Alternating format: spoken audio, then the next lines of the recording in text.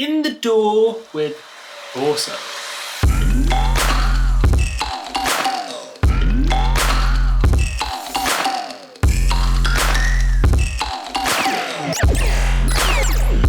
Wait, hold up. What is a cephalopod? It is like the overall family for squids, cuttlefish, octopus. Giant squid. Yeah, giant squid. I think there's some pretty obscure stuff as well that counts as cephalopods, which is not coming to me right now. Squishy, quite intelligent and quite wonky animals, quite drippy, wet. Nothing super specific, just more, I suppose, kind of how you made the main sounds and stuff. It's like one of my favorite genres is, I suppose, I'd call it wonky beats. That kind of, I suppose that's what Noisia have been calling it. I've heard people calling it future beats, but I don't think that's related to future bass. I think that's more a hip hop thing, but I don't really know where that comes from. But that's kind of what I've stuck to, just beats in general. Yeah, mainly about like syncopation and stuff that's like sitting between 160 to, you know, up to 180 halftime. That's what I'd describe this kind of thing as, I guess. Yeah, this one was a bit of like a departure from what I normally do, which is like basically like drum and bass but halftime. This was definitely more towards being beatsy and I guess a little bit trap inspired, you could say. Yeah, that kind of thing. 808 sort of. How did you make the first? It's kind of really hard to just describe most of the sounds, but like the first, what I'd kind of call the lead sound, because it kind of appears quite a lot of the way through the track. That would be this one. Yeah. So in the final version of the project, pretty much everything that's important or CPU intense is just audio. In fact, like when I have a finished tune, basically everything is just audio. So actually in this project, I don't have the original leads in it at all, but I've gone back a couple of versions and I've got this, which is just that synth. I work on a MacBook laptop. Everything is quite slow, and that's part of why I stem down so much, is that it just can't dealing with like really intense projects or anything. Jerry is blowing up my phone. Take it easy, Jerry. Love it, Jerry. So I've got here a folder with just everything as it was originally. Maybe 4 versions in the project back. Pretty much every tune that I finish goes through 14 versions. I don't know why, but it just seems to settle on that number in general. That's like how many projects it takes to be happy with it. But those just tend to be saving a new project every time I'm like signed off and happy with a certain sound before I bounce it down and like lose the processing on it. So like those aren't completely different songs each time. So here's the main lead.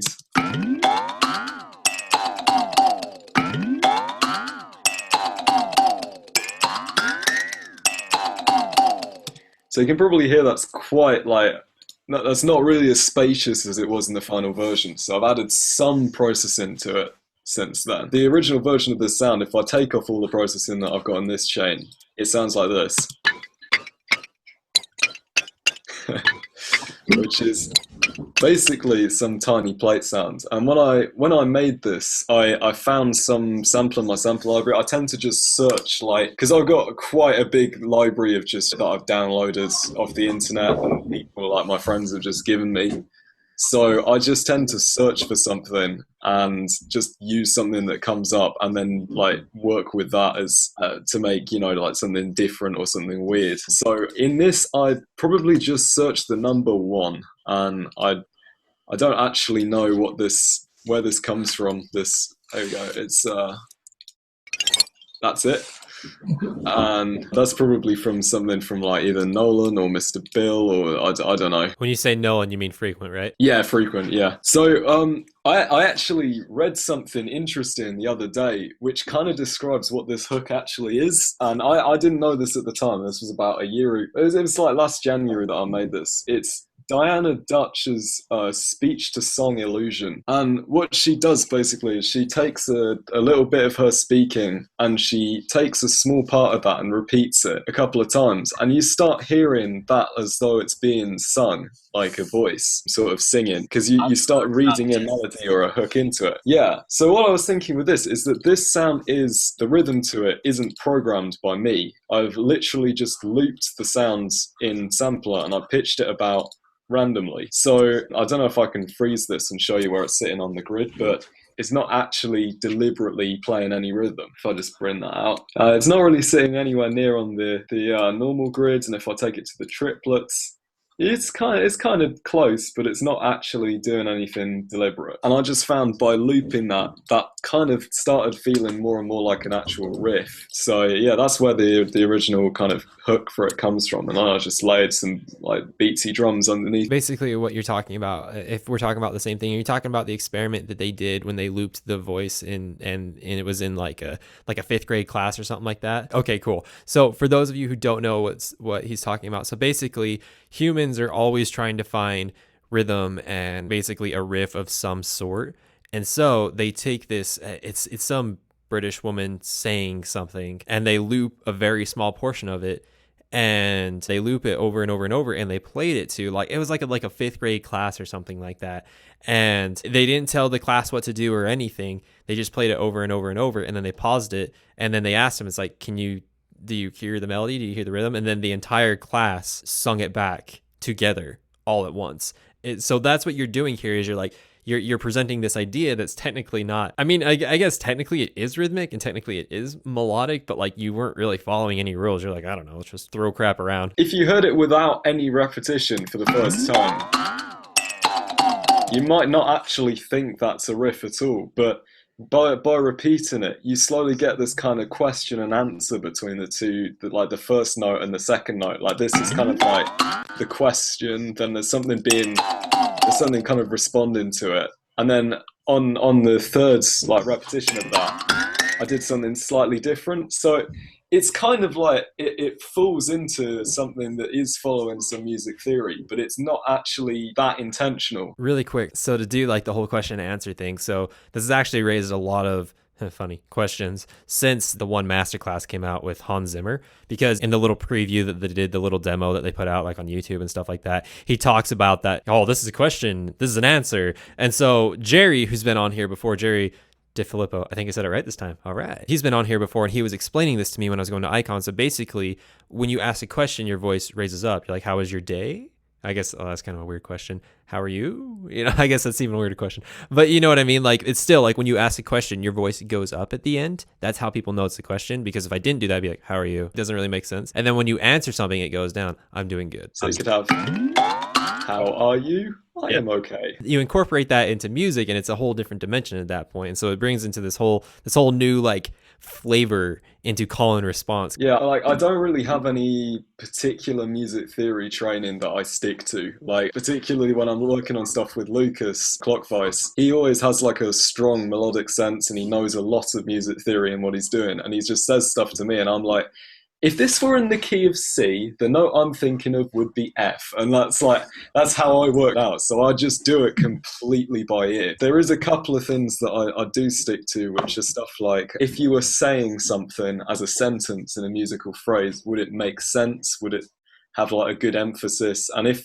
the other thing I think about a lot when I'm putting together a riff is, if this whole bit of music was being played by a band live, like people playing imaginary instruments that makes that kind of sound, would it make a good performance? Would it work? Would it look cool? Like, is there enough kind of energy being distributed between the different instruments? Like, if you listen to, I'm at a loss for a good example because I don't really listen to much acoustic music, but you normally have like a drum fill at the end of each couple of bars, because that's like the drummer's turn in the part of the band. And then you go back to like, I don't know, keyboard solo or something, and that's kind of spreading the activity between all of the members of the band. And that's sort of what I try and do with my music, is I try and get it like even between all the elements. I'm personally a really big fan of the resonator, but I don't think too many people even know what it does. There's a couple of Ableton plugins that I use a lot, which are like the kind of group of, they just change your sound loads, and I really like using those. Particularly resonators is one, and that adds really, really short delays to whatever you're playing into it, such that they become actually tonal. If I turn resonator off and on,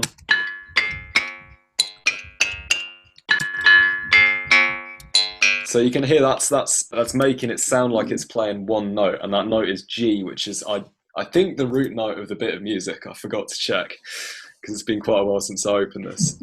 There's no reason why I set that to G in particular, because it gets completely mangled later on by the frequency shifter. But That was just to give that sound a bit of tail to it, like, because it's quite short and choppy like that. When you add that, that's almost doing the same job as like a spring reverb or something, just lengthening that out. There's this OTT by X for Records that you'll never stop hearing good things about. I use it in sort of moderation. I don't have it on every track. I have it on a couple of things and I have it like sort of like a low, dry, wet. And I've got it quite high dry. It's undermining myself. But that is just to kind of, again, that's to bring out that delay a little bit more. So it's a slightly longer sound. The main thing that I use for a lot of really like messed up sounds is the frequency shifter. Normally after a bit of ping pong delay. Short ping pong delay is doing basically the same thing as the resonators, except it's not really tonal, and it's got this little filter inbuilt.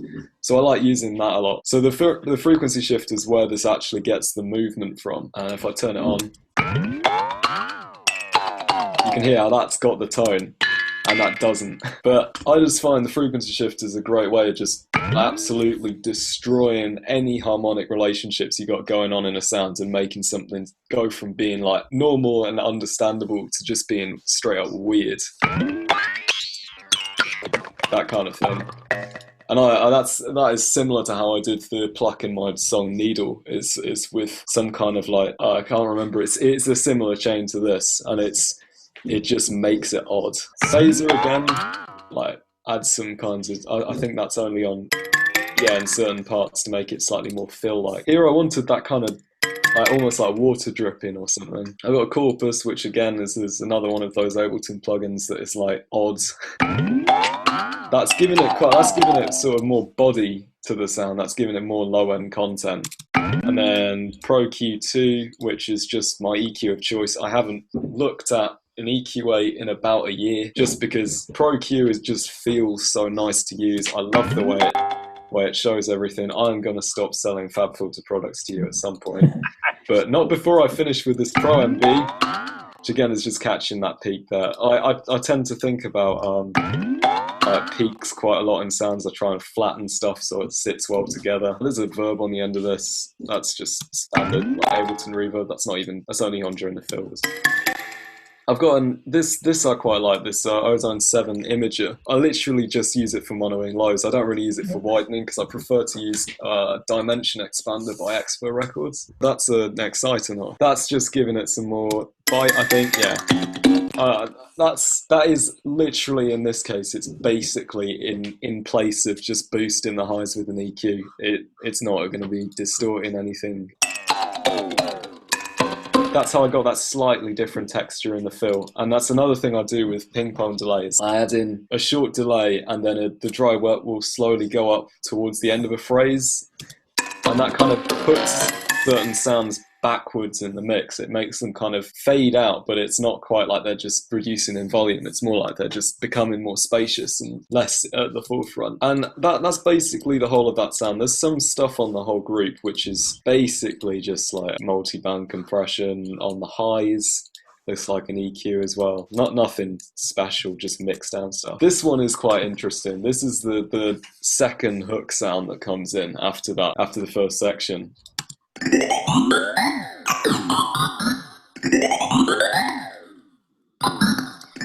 So I got quite inspired by, I don't know if you know Indigo Beck, I think he's recently changed his alias, but that's like his sort of wacky sound design. I wanted something here that just doesn't make sense. It's not like melodic, it's barely rhythmic. And I did that with Autopan, getting that kind of chip.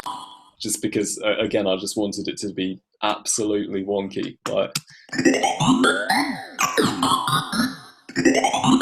and you can't hear it in this project because I've deleted it out of here. But there's this one point in between that note and the next one where I've got this like little record scratch kind of sound. Again, this is like a slightly longer sample, Chimes Jingle Bell. I genuinely don't know where that came from because I just searched my hard drive for something that is slightly longer but has the same tonality.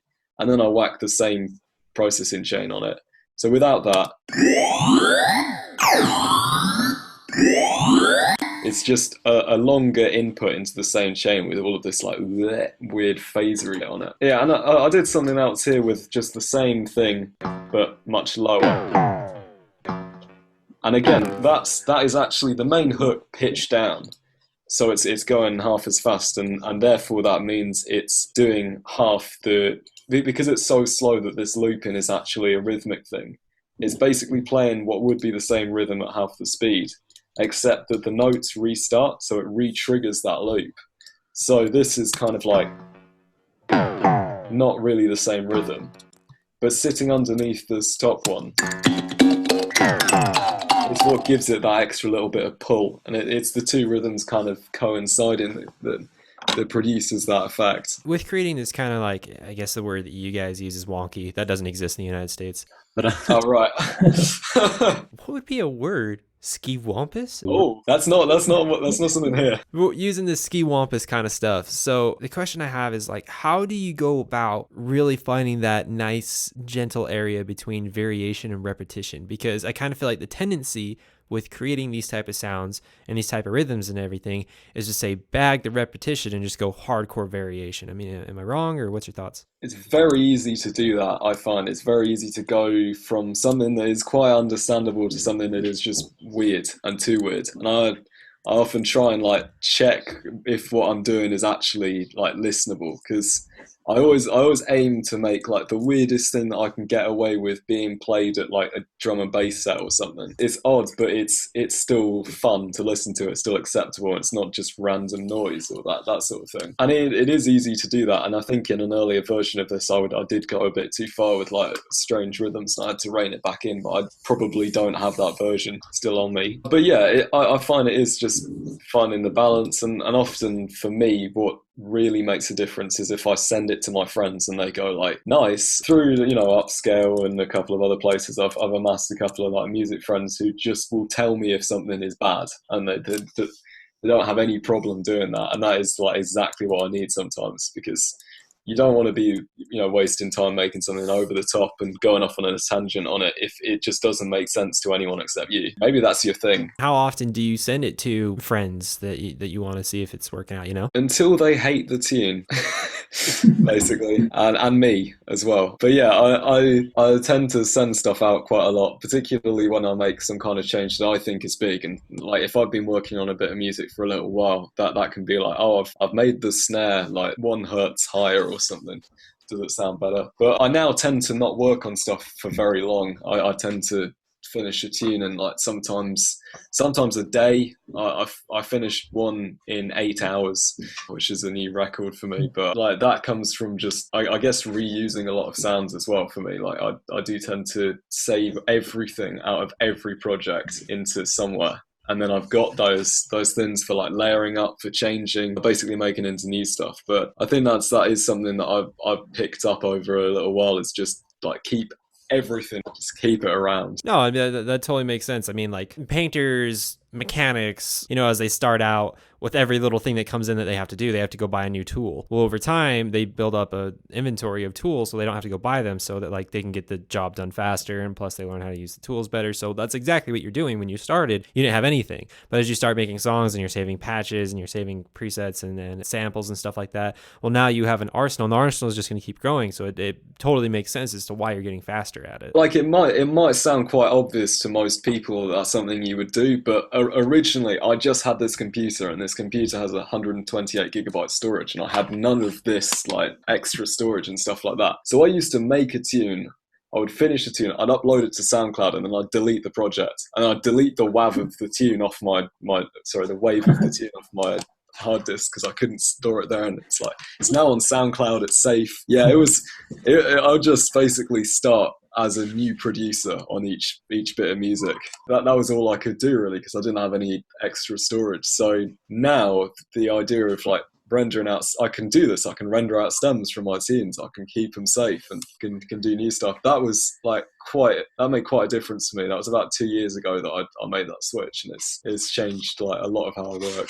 So on the concept of having backups and everything, Mr. Bill does something really interesting. Like he backs up everything to like Dropbox or something, so he can have it anywhere in the world. Is that correct? How does he do that? That is the sort of thing that I think sounds great. I think that sounds like a really good idea. Yeah, I should do that. That would be great if I did, but I'm making tunes or something like that. I got to go and make some food or something.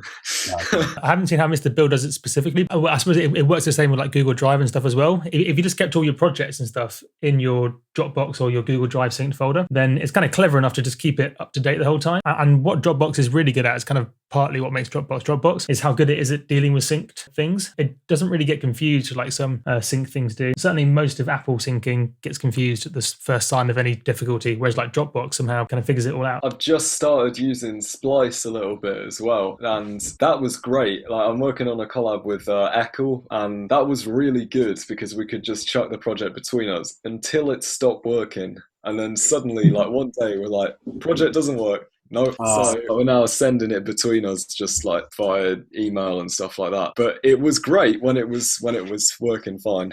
It's a little bit scary. Nothing was lost though. How would you normally start a track like this? Would you start with what I would call like the most interesting sound, or do you always start with the drums? Or it depends on what I'm doing. Sometimes I'll start with the main hook. If I'm feeling like if I really want to get started on a tune, I will start with like playing around with some different basses and stuff and try and make a lead line. Or I might be having a sound design session and then think, oh, that's quite cool. I'll see if I can make that into something. But most of the time when I don't know, I got home from work or something and I'm a bit sleepy, I just want to sit down and layer up some drums. I don't want to be going like forcing myself into making a whole tune. So I'll start out by making like a kick and a snare and then see if anything sits between them well and if I like it or not. But yeah, if I sit down and I'm like, I want to make a tune, then I'll start with like a hook like this and hope it goes somewhere. What is the impact wrench? The impact wrench, you might recognize this if you've heard my bit of music, Strung Out.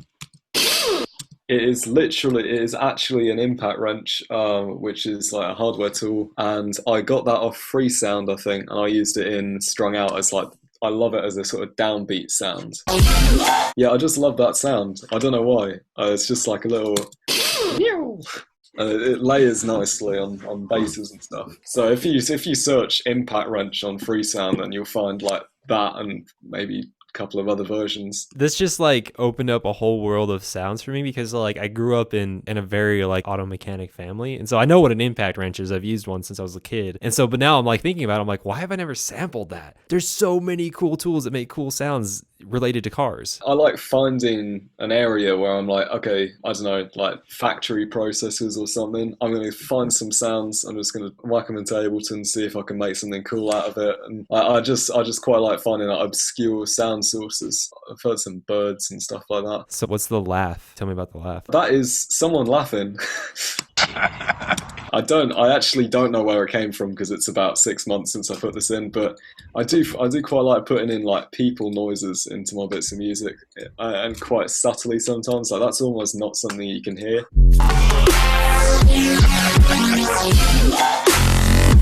And it just kind of leads it in a little bit. Going off on a slight tangent, but do you consider mono compatibility when you're making this sort of music? So I kind of go through phases of thinking it kind of should do, and then other phases of thinking, who cares? if it sounds cool, it sounds cool. Yeah, it's sort of, it depends. Like, if I remember to, then yeah, I do that. In fact, in my remix for Signal of Indirect, I actually made a big mistake in that I thought I'm going to mix this down in mono, and then I left it in mono overnight, and then I worked on it for a whole day. I finished the second drop and I thought this tune is done, and I'd left it in mono, so I'd mixed the whole thing down with no stereo. So then when I played it in stereo, it sounds like amazing. And I think actually that's a good way of doing it, because if you listen to something that is like surrounding your head and it sounds nice, and then you collapse it down into like a flat plane or something, it just doesn't sound as good, and it makes it hard to judge it like objectively. So almost just not hearing the stereo version in a while helps you kind of make an objective decision about what sounds better in mono and like how to get it sounding better. Because if I take this now and I just bring it down to mono, you can hear that just doesn't sound very nice. In this one, I did have it in mono, and I did sort of have a look at, you know, how it sounds and stuff like that. I put this EQ on the master, which monos the lows, which I never really normally do, just because this tune was mastered by a professional mastering engineer anyway, so it didn't need to be there, but it was just for sort of reference, see how it sounds when that gets done. So I'm looking at your snare bus right there, that snare group you got going on. I noticed quite a few different things going on. Let's talk about the elements that you have in there and how you decided where to put what, basically. So I've bounced out the snare here, so it sounds like this. I was actually inspired by the kind of snares that Lucas Clockvice uses, and he sent me a couple, so I decided to try layering them up, see if I could get something cool. Again, I don't know where this is from because I just searched for snare. I think that's actually quite a cool way of working. If you search like your library for a sound and you don't know where it's come from, then you're more likely to kind of use it indifferently, or like if you know, oh, here's a snare from your favorite ever producer or something, you might be likely not to try and change it because you think, oh, they know what they're doing. Whereas like if you just don't know where it comes from, you kind of think about it more unbiased, I guess. So I frequency shifted it down just so it sits, let's see where it's sitting. It's about an F or a G, F sharp maybe, so it's kind of in tune with the song. I've got another layer here, which is twang snare, which is a Clockvice classic, which I've turned up to be a lot higher. That's originally quite a bit lower, so it's just a bit of like spray, a bit of ring to the snare. So those two together, it's just the same thing with a bit more kind of noise. I've added in 2 claps here, just to give it that kind of beatsy feel that it has in the first drop, so it doesn't lose that. And the last layer is this, which is a resampling of an entire start of a tune that I made, where I put together like a drum loop, and this is just sort of absolutely destroyed noise, which has been all kind of like, you can hear it's got this gritty texture to the end of it. And then on that is a quite standard snare processing chain for me. I've got saturator. I like distorting snares a little bit, particularly when they're high pitched. So it's like almost impossible to hear the difference, but it's there. I like transient master, and this I use it normally to add attack, but in this case I've done the opposite of that. I've added some sustain. So it's got that kind of like more spray to it. Bit of Pro L. Again, I won't talk too much about FabFilter because I'll go off on a tangent about how much I love FabFilter. There we go, there's a bit more attack. I like Transient Master a lot for snares. I don't know why, but like when I do compression on drums, like with Pro C, I tend to get a more kind of flat and smooth sound, whereas Transient Master really bashes that transient out. Like it's almost a bit kind of ham-handed, like it really goes for it. And then that, when it's limited on the master, sounds good, just a bit more like EQing. And Valhalla Room I like a lot for space, just adding a tiny bit. So that's the whole snare. So this tune, if I just talk about the second drop a little bit, this tune took me longer than I would normally spend on a tune. And at that time, this was quite a while ago, I'd finished this first drop, and I'd sort of got this idea for this second drop with this major bass sound. Like I had this idea in my head, and I thought there is just no way that I am good enough in a producer to make this idea actually happen. And I just, by chance, just by messing around with Reactor Razor, I came across this, so I made this sound, and that was like exactly what was in my head. That is probably the only time I've ever had that in my life, of just having an idea for a sound and then there it is, like sitting in front of you. And even just the way it comes in here with a bit of like delay before it, so it's quite subtle.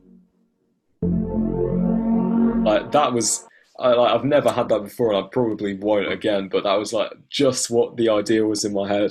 That's So for the build-up, I kind of wanted to keep it like, this build-up, in my opinion, kind of holds its cards to its chest a little bit, because if you were at a live gig and you heard that kind of major bass, you might not know what's actually going to happen in this drop.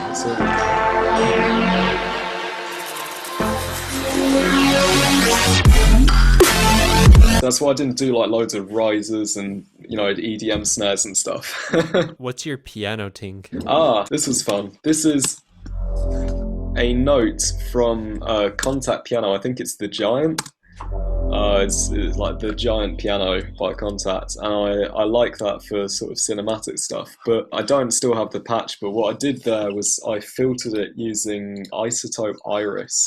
Because there was like this kind of slightly major harmonic sound that I wanted to get out of it. And yeah, if you see the way it goes down there, that's me taking that into Iris and just drawing a line down the spectrum, saying like, these are the harmonics I want over this time. Produce that kind of sound. Yeah, Iris is lots of fun. I don't use it enough, to be honest. Like experiment a bit more with it. Yeah, I love it for that kind of thing. I did another tune where I had a pad that was all like crisscross with iris stuff, and it makes some strange sort of sounds. What would you say is the most difficult part of this track? What did you find most difficult when making it? What I found most difficult was actually making the second drop happen and not going, I can't do this, I'm just gonna make like something that's a flip on the first drop. It was actually just saying like, I've got this idea, I'm not gonna let it go, I'm going to actually put this into the tune. And it was convincing myself to do that because I guess I was a bit less of a sort of brave producer than how I am now, I guess. Like now I tend to just sort of go into it, and if it doesn't work, I'll just start again. Whereas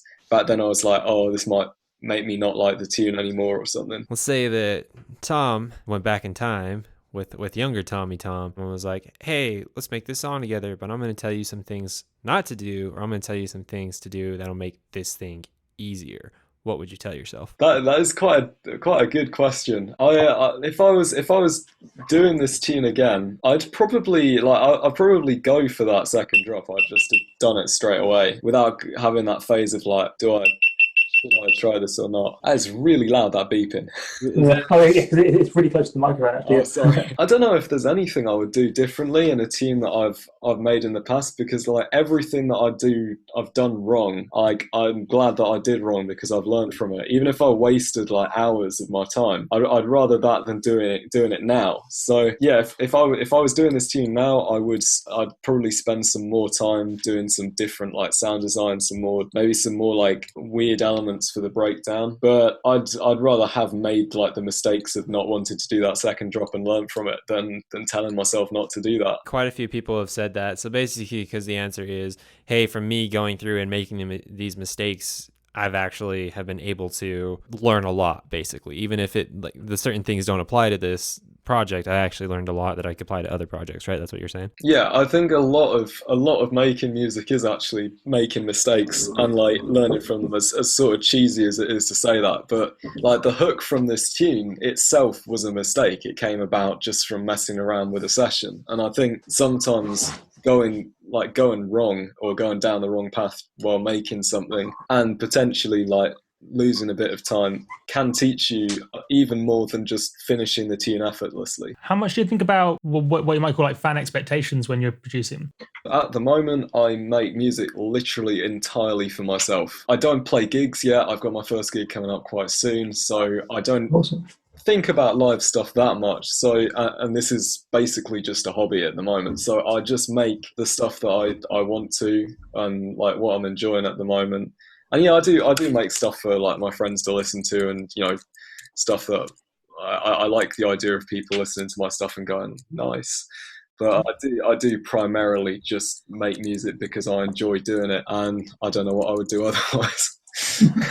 And I think that's partially how I started getting into all this sort of really weird sound design stuff. It's just because like I like doing it, and I like putting something into a tune that makes people confused and makes them go like, what is that sound? Why is that there? So that is part of what I enjoy doing. That's pretty cool, dude. I like making music that makes people laugh as well, like making a slight comedic element to it. That's so cool. Because I think a lot of people take this stuff so seriously. A lot of people are like, all right, I've got my black and white logo and sort of grayed out press shot, and now I am completely serious about this music, and it does detract from it sometimes for me. Like it can be done really well, but sometimes for me I'm like, it is just music. You can enjoy yourself. Would you like our feedback on your song? I'd love your feedback on my song. I would be very interested. And this is from like about 6 months ago, so I'd be interested to hear if like I've since then like found out any of the stuff you'd say myself, I guess. I think it was in the Ozone Exciter module you brought up. Do you know about the oversampling button? I do that always in my FabFilter stuff. I always have oversampling because I have a friend who's very good at music technology kind of stuff who has a massive go at me if I make mistakes like that. But I'm not very familiar with the isotope ozone interfaces, so no, I didn't actually know there was an oversampling button. As I say, it's like almost negligible the difference it makes, but I always kind of feel like whenever there's a higher quality button, I should click it. And then the other thing is, it's more of an idea that I've been playing around with myself. So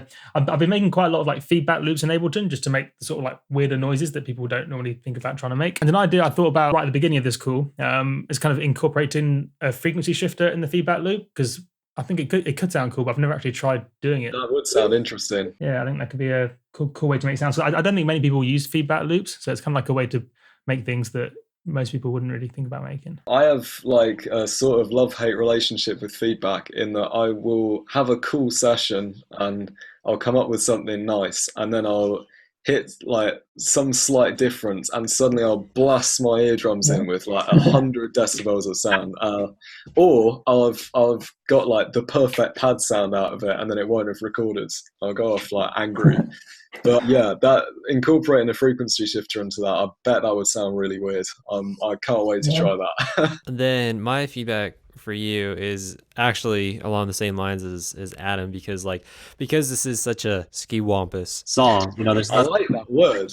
I'm gonna put that as my tags on SoundCloud now. Yeah, because there's not really, you know, like anything I can say you did wrong, because this is definitely like, I know in music nothing's really wrong, but specifically in this type of music, nothing is wrong. I guess my only feedback that I'd had for you to try is, so I sent this over to AU5 and Fractal and they loved it. But what it is it's a custom. What I love to do is I love to bring Ableton to its knees, man. Like sound designing wise, like, oh dude, like, so anyways, I made this custom instrument rack of 50 simple delays. They all have the same knobs mapped to an instrument rack, to a macro, and it's the time. So the two delays aren't linked. So it's the time to one of the delays, and then the other one is the feedback. And then, so I have 50 simple delays followed by one OTT. You gotta have some restraint, you know what I mean? After. And that's the average mastering chain then.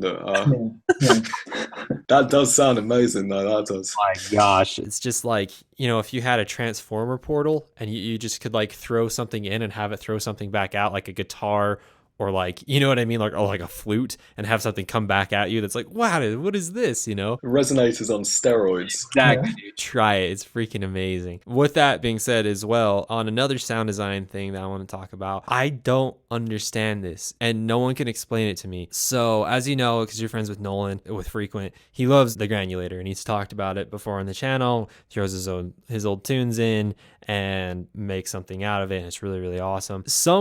My brain can't process this. Someone took Flume's something song and made it 800 times slower. Have you seen that? No, I haven't. Okay, so for those who are watching this, you're on YouTube, make a new tab, type in Flume 800 times slower or something like that. Anyways, so he takes one of his songs, and I guess it's not the same as the granulator making it slower. I guess it's something else, because it doesn't sound grainy. It actually sounds like really, really beautiful. Like it takes a 4-minute song and makes it 20 minutes. And it's like really like, you ever listen to Enya? No, I haven't actually. Okay, so Enya's like this really like, I don't know if she's Irish. I think she's Irish. Like this Irish girl, and she's like really like ambient and like really happy. Basically, it takes anything, stretches it out, doesn't make it sound grainy, but makes it sound like really, really beautiful. Like really, really beautiful. Like if you could like sit there and watch the creation of the earth, that would be the soundtrack. It's really amazing. So I don't know the software. Go look at the video. If you look at the video, you can find the software in there, but it's incredible, dude. And I feel like you would have a lot of fun with it. I can imagine that. At the moment, just going back to the million like delays, I tried something like that using this plugin called Acoustics, which is probably going to crash my computer if I load. And it's got this little button, or this knob that you can turn, that basically phase spreads every harmonic out a little bit. And if you, I made a rack of about, I think it was 20 or so of them. What you can do is you can play like a note and have a filter go down or something. You can watch all the harmonics crawling down following it. And it sounds so odd, like some weird spectral stuff. Yeah, the idea of like taking a plugin and copying it loads of times is quite, like, I would like to try that if my computer was a bit beefy. Other than that, dude, freaking dope song, Tom. Thank you. Oh, just before we finish, I did have one more thing that I thought might be useful to say. I had this song mastered by Fixed Mastering, who did the mastering for the whole compilation, and they are incredibly good. They're very nice and they're very helpful. And he taught me a technique that helped me out a lot. So I initially mixed this down on headphones, and he was listening on this proper system, like a really good system. And the thing that he picked out was that everything was quite spiky. Like if I take this pre-master here, like this is a good version. So this is quite solid compared to how it was before.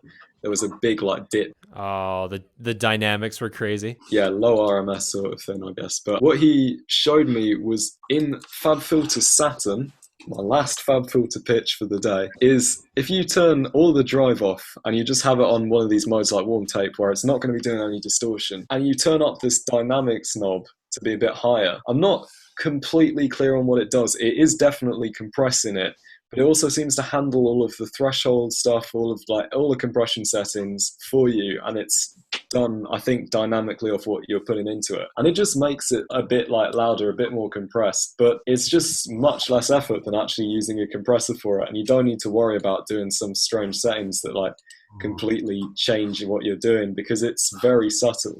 I don't know if I can play you the difference and you can hear it. It's like